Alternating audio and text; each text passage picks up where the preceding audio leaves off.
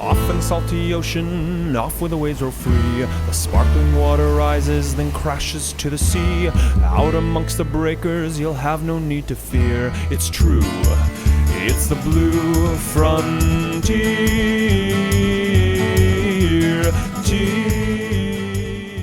Welcome to the Rising Tide Ocean Podcast. This is Natasha Benjamin, in for David Helvarg today, who is touring with his new book, Forest of the Sea. I am very excited to be here with Vicki Goldstein from the Inland Ocean Coalition. Vicki, how are things going in Colorado? Oh my gosh, how are things? I'm so excited. Things are going really well. I am getting ready to go to a biodiversity conference in Davos, Switzerland in a couple of weeks. And I'm excited to represent the inland community, build partnerships, and have lots of global conversations. And it's a real chance to actually dive into this whole concept that everything starts inland and flows to the ocean, and it really connects all of us. And speaking of connections, we're going to have a great conversation with Catherine, who Natasha is going to introduce. Fantastic, Vicki. I am so excited today to have Catherine Breed on the show. I first met Catherine when I was screening Sequoias of the Sea, and we started talking, and she casually mentioned that she was going to be swimming the entire coast of California this summer. And of course, my first thought was, who is going to document it? So we have been working together, and I've had a front row seat watching this incredible journey evolve. Catherine is an endurance athlete, an ocean explorer, and a storyteller whose journey began in elite competitive swimming. She's a two-time Pan American gold medalist, two-time NCAA championship team member, and U.S. national team swimmer. And then she stepped out of the pool and found a home at San Francisco's legendary Dolphin Club and dove headfirst into the vast, unpredictable world of the open water. And she's been rewriting the record books ever since. We're talking about a world record from the Farallon Islands to the Golden Gate Bridge, the first ever circumnavigation of Lake Tahoe, the fastest female length of Lake Tahoe, a North Channel relay record, and the first ever swim from Golden Gate Bridge to Half Moon Bay. Catherine is also the founder of Sea Dreamers, a vibrant community connecting young women and women to ocean-based activities, and built on this belief that we protect what we love. And very excited to have you here, Catherine. Welcome to the Rising Tide Ocean Podcast. Thank you so much for that introduction. That was so lovely. It's really nice to be here with you guys. We usually start every podcast asking, what was your first connection to the ocean? How did you first fall in love with the ocean? And, how did that story begin for you? My first connection to the ocean would have been when we flew to New Zealand as a family, and we spent around 2 or 3 weeks exploring the North and South Island of New Zealand, meeting the communities and just being kids in the ocean. And then I remember we went back maybe a couple years later or a year later, and Ellen MacArthur had just been the first woman, I believe, to sail solo around the world. And so that was my first introduction to the ocean and to just women doing incredible things. And then from there, the ocean memories were just, my sister and I were always playing and exploring and jumping in the waters and trying to get as close to all the sea creatures as we could. When did this become a real serious part of your life? I don't think swimming in the ocean was never a passion of mine. I wasn't like, oh, I'm going to go swim in the ocean when I was a kid. It was, we're going to spend time in the bay. But then pool swimming became very serious. And when that really started taking off, swim meet weekends are a full Thursday night through Sunday night activity. So what was this transition from pool to ocean? The transition happened during my years at Cal. I had the privilege of having a really great coach, and she instilled in us like the love of the ocean and loving swimming first and being a strong woman. And if you do those two things, then the fast swimming will come. So it was focused more on like our relationship with the water, with this place, this medium that we clearly loved from when we were little tiny kids. And so when I graduated, I personally wasn't burnt out from swimming, but I knew that I didn't want to race in a pool anymore. And so I got introduced to the Dolphin Club in the San Francisco Bay swimming community. And I did a bunch of the local swim races with the Dolphin Club, and they were like, "You're pretty fast and you don't seem bothered by the cold. You should do the English Channel." And I said, "That's insane. Why would anyone swim 21 miles?" I had that 5K still in the back of my head of like, I hated 3 miles. But with enough peer pressure and encouragement, and when you surround yourself with people who are doing similar things, you're like, I might as well try. And so in 2017, I swam the length of Lake Tahoe, and I just had a really great first experience. And so that was kind of that transition was it just kind of naturally happened. Can you describe what it's like to do these long distance swims for folks who are, maybe jump in the pool every once in a while? Like, where does your mind go? What are you thinking about for hours and hours and hours? Natasha, sometimes I wish I had like a little internal recorder that could record my thoughts, because I truly don't know what I think about for like these 10 or 12 hours. How it kind of goes is, so there's a lot of energy in the beginning. The swims are usually at night, and being in the ocean at night is very scary. So I would say adrenaline is very high. I'm trying to calm myself down. I'm getting my preparation. The boat's getting all ready. It's usually very quiet. It's not an event with big fanfare. I get in the water and I just start swimming. And so my goal that first hour is to settle into a pace and kind of dial that adrenaline down and just get to the first feed, which is about an hour. And then throughout the 12 or 14 hours that I'm swimming, there's pieces where I'm maybe thinking about training sessions I've done, or I'm thinking about the people who supported me and got me to this place, or I'm thinking about my stroke rate or my speed, or I don't know, but I think mostly I just kind of black out. Like I'd get into this very cathartic flow state. That's just one stroke after another. Before we get to Swim California, can you tell us a little bit about the Farallon swim? I was there at the beginning and the end. That was quite a journey. And I believe it was, you broke the record in terms of time. And only 7 other people have done that swim. Is that correct? I was number 7. You were number 7. Okay. Oh. So Yeah. for those who don't know the Farallon Islands, can you just describe that whole situation? Because that was pretty fascinating.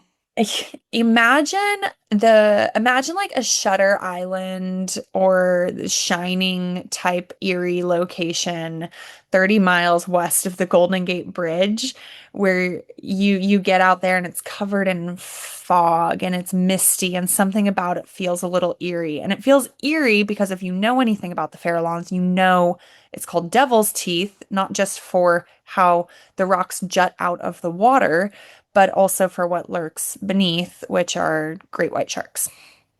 But the islands also have very large sea lion population and seabirds. And so the sounds and the smells are really, really overwhelming. So you just imagine like everything in the ocean that you don't really want to be around on this island. Or at least I don't want to be around it. Yeah. So the Farallon Islands, that's kind of a little background of like, they're very scary, and that's why only now 7 people have done it, is even though it sits there and taunts us, those of us that swim in the San Francisco Bay, you just know how intimidating it is. Not to mention, it has everything hard about marathon swims. The distance is hard. You have cold water, which is hard. The sea life is difficult. And a major thing is the currents. And so if you time it wrong, or if you swim a little bit too slow and you miss that flood coming into the bay, you can't finish. It's impossible. And so the swim started at 10:45 p.m. I dipped. I don't know. Very quietly. Slid. I slid into the water very quietly at around 10:45 p.m. And the countdown was a whisper. We were all just 10, 9, 8, 7. And then it was go.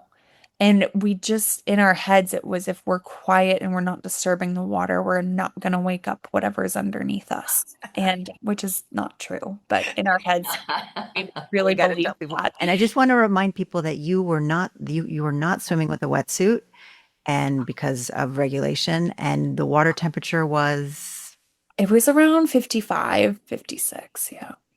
Cold. Cold. Yeah. Really, So really cold. no wetsuit. Yeah. And so we set off, and that shelf lasts around 500 yards or so. And once the shelf drops, then our belief was that the danger would drop off quite a bit because food source is on the island. So predators are going to hang out where the food source is.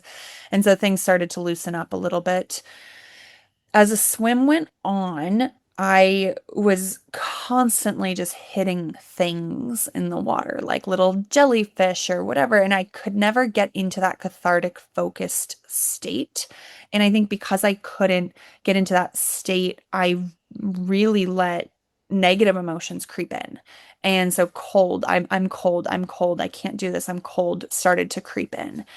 And pretty soon after that, I found myself in a bait ball. So there was a large group of little sardines or fish in the water. And when there's fish, you're going to have seabirds going for them. So there were seabirds swimming all over the place. And there were jellyfish everywhere. And I kept getting jellyfish in my suit to the point that I actually did a mid-swim suit change to put on a tighter bathing suit.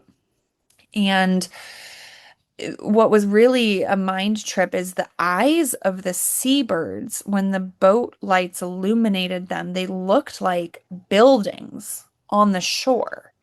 wow. And so I'm 20 miles away from San Francisco. I'm not looking at San Francisco, but you see all these little tiny eyes lit up and it looks like a cityscape. And so I had that for almost all the way through the night is this like mind trip of, oh, I'm almost there. No, you're not. Oh, I'm almost there. No, you're not. And so I spent most of that swim just in this really, really bad mental place. And I truly couldn't have done it without my crew encouraging me to keep going, keep going, keep going. Wow. The mental elements of maintaining that perspective to keep going. So physically, you were very cold and things didn't slow down. You were able to work through the cold. It never really quite got to your core. Yeah, so it's funny. In 2019, I swam from Ireland to Scotland. That water is 52 degrees, 50 to 52 degrees, and I spent 11 hours in that water with no wetsuit, and I was fine. I truly got out of the water and I was like hot. So for me, 56, 58 like should have been okay. And I know on these swims you are going to get cold, you're going to get claw hand. It doesn't feel warm.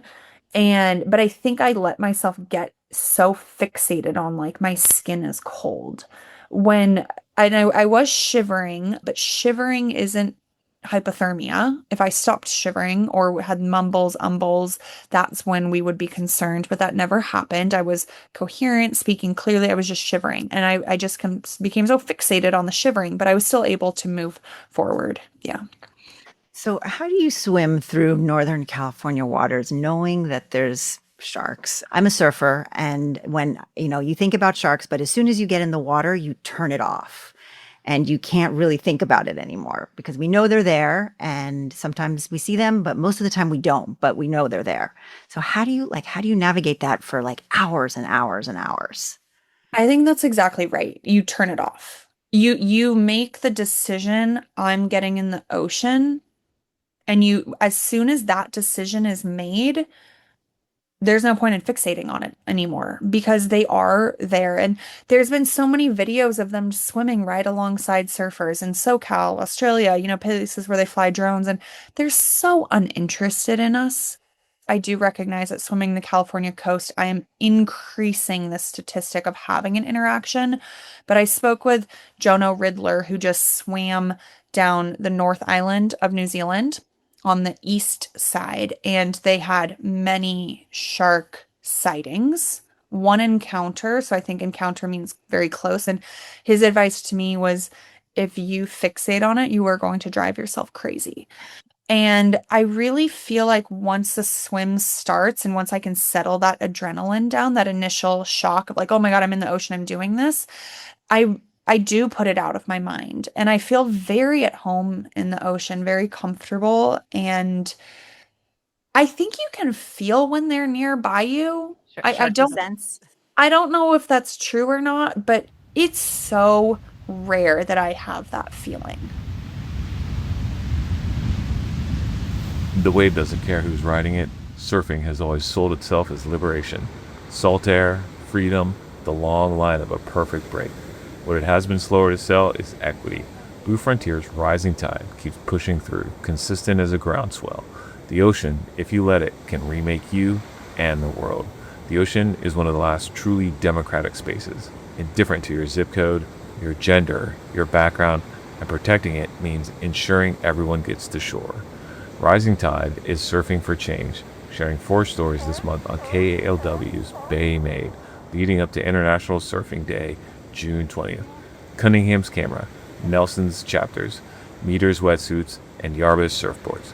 These are not separate causes. These are 4 stories. One groundswell, the ocean is rising, and so are we. Let's go to your swim, the Yeah. California Coast Swim. So tell us, when do you start? Where do you start? How many miles will it be? And how long do you think it'll take you? Yeah, so the Swim California details the what is it is approximately 900 miles. I do know our coastline is 823 as the crow flies, but the reality is with swimming, you never go in a perfectly straight line. So we are estimating closer to the 900 mark. I'm starting July 1st ish. It could be minus a couple days if weather's bad. And I'll start right on the Oregon border. So there's a beautiful beach up north called, I think it's called Crissy Field or Crissy Beach. And we'll be starting right there, not to be confused with the one in San Francisco. And I will swim approximately 5 hours a day, which should get me anywhere from 10 to 15 miles per day. That really depends on the current. And I have estimated it will take around 4 months. I think one of the most incredible parts of the swim is that you want to use the swim to elevate ocean conservation stories and coastal stories along the coast. Yeah, I love this coastline so much. And someone else coined the phrase that it's my love letter to the coast, but I'm now stealing it. It is my love letter to the coast. And I recognize I recreate along the California coast all the time. It's like one of my favorite places to be, but there's so much that I don't know about it. And so we're really using the swim to storytell of the people, places, and problems along the coastline. But something that's important to me is that I'm not going to do justice to the conservation efforts that are happening because I'm not the resident expert. And so Natasha really came in here in an important way of helping with the partnerships between local conservation groups. And so the idea is that we're going to have 10 to 13 community pop-ups where we'll let people know about a week out when we're arriving. And we'll alert the local media and PR of like, hey, check out this amazing, crazy swim that's happening. We'll attract the people. And then we hand the mic over to the local conservation groups. So they can tell the story of what they're working on and get people involved locally. And so it really does go back to the nonprofit that I founded, Sea Dreamers, where, I'm a woman, I'm doing this thing in the ocean, I'm also learning about conservation. And so it really is this, if you learn about something and you're empowered to do it and educated, you're going to fight to protect it. If you fall in love with something, you're going to fight to protect it. Love that. It's so important, Vicki. I mean, Vicki and I both know working in ocean conservation that people protect what they love. And if they don't know about it or are connected to it, then why would they care? Why would they even, think about it or even understand their connection to nature, whether it's ocean or land? Yeah. Absolutely. So what do you have like expectations? Like what do you, what kind of stories are you looking for? Like, what are some of your dreams of like what will emerge in these storytelling conversations? Yeah, I mean that's kind of Natasha's role here, our director and storyteller. Natasha's role really is to like bring out some of these stories, but some that are important to me is definitely for us to talk about like the kelp deforestation issue. I mean, I when I watched Sequoias of the Sea, I was like, I had no idea this mattered. I'm a Mhm. swimmer. Sorry, I don't like kelp. You know, I'm Don't just tell you know what I mean? anybody. I love swimming, like diving through it, but when you're swimming, like in Catalina Island, I've done a swim and you're just like crawling on it and you're like, oh my God, Tangled up in it. so I had no idea kelp was so important. And I think people need to know about that. The whale ship strike issues that are happening, that's really heartbreaking. I train in the bay and I've seen one dead whale and three skeletons. And it's like they're giant, gorgeous creatures. And, the baby humpback who lost their mom in 2022. And the oil drilling, I definitely want to talk about that, not in like a very political way, but in like, hey, this matters and there's real danger here. Those are some important stories, and I want to really highlight strong women in these stories. I know for myself, like we would love to have some tribes involved because I want to learn about it too, and I'm sure other people want to learn about their connection to the ocean, and because they've been here longer than any of us have, and like the connection is so much deeper. So those are some stories that I'd really like to highlight. I think what's going to be interesting is I don't know of any event that's ever been done that's tried to connect multiple different nonprofits. Usually you pick one. Yep. And so I think it's going to be a very interesting model. It could be a disaster or it could go really well. But the idea is that people feel more connected because it's, oh, this is my home. I live in Santa Rosa or Petaluma or Bodega Bay and they're doing an event in Bodega Bay. Okay, cool. I can learn about this thing locally. Whereas if we were highlighting something that takes place thousands of miles away, well, how does that affect me? I don't think it does. And so yeah, we'll see how it goes. I'm really excited to tie all of this together. I think it's a brilliant idea. But yeah, what's so unique about this is to me is combining like sport and ocean and conservation and community. We don't usually in the ocean conservation community, we're usually talking to like ocean nerds and ocean lovers. But to be able to kind of expand beyond that into the athletic world, into women's sports is really exciting to me. And I think to a lot of people who hear this story.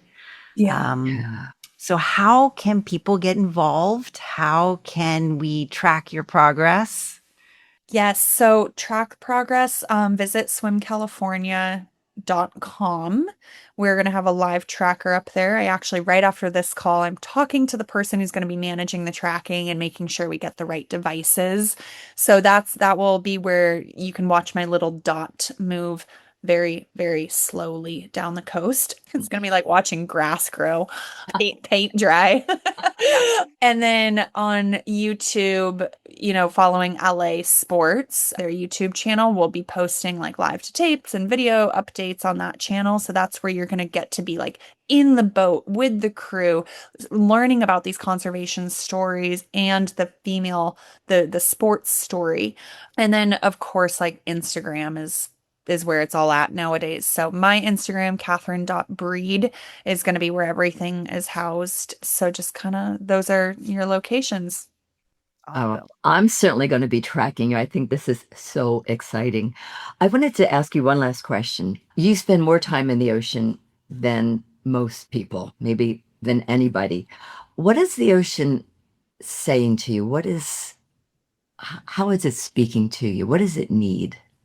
I mean, what it needs, I think, is part of what I'm excited to learn on this journey. And that kind of goes back to I do spend time in it, but I don't know if I've tuned into like listening to the ocean. I've tuned into what the ocean gives me, But that is one of the things I'm really excited about. And I think that's a really great question for me to sit with is like, what am I hearing from these different parts of the coast? And what are we hearing from these stories? Is what does the ocean need? And I think, Natasha, you should take that down as a note because I love that question. But what it gives to me is life for me is like I've always been this like type A, control the controllables and manage what you can and work this, like do life in this perfect way that society says you should, is go to college, get the job, be the D1 athlete and all these things. And when I go into the ocean, that stays on shore. You can't bring an agenda into the ocean. You can't bring pride or a plan, and you can't bring that when you're surfing or sailing or swimming, and you just have to be there and surrender. And one of my favorite things is surfing at Ocean Beach at sunrise, and the waves come when they come, and hopefully you catch a few, but really the main reason you're there is to just fill your well and like be present. And so that's something I get out of the ocean, but I think I need to learn a little bit more about what I can personally give back to it. Thank you, Thank Catherine you. Breed, brave swimmer, ocean advocate, and the combined Natasha and Catherine storytellers for joining us on the Rising Tide Ocean podcast. Thank you. Good luck. Thank you. Thank you for joining us on the Rising Tide Ocean podcast. If you enjoyed this episode, don't forget to subscribe on Apple, Spotify, or wherever you listen, and leave us a review or share it with your friends and other ocean lovers. Follow us on Instagram and visit bluefront.org for more updates and additional resources.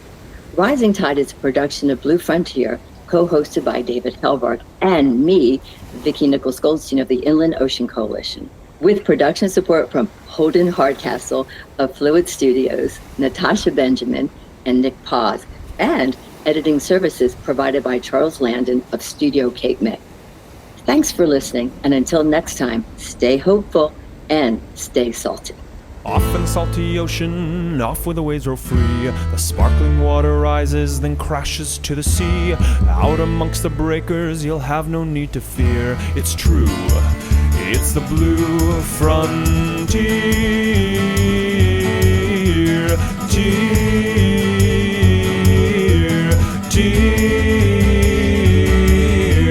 Off in the salty ocean, off to the blue frontier. Sparky, come here, buddy. Sparky! There you are. Good boy, Sparky.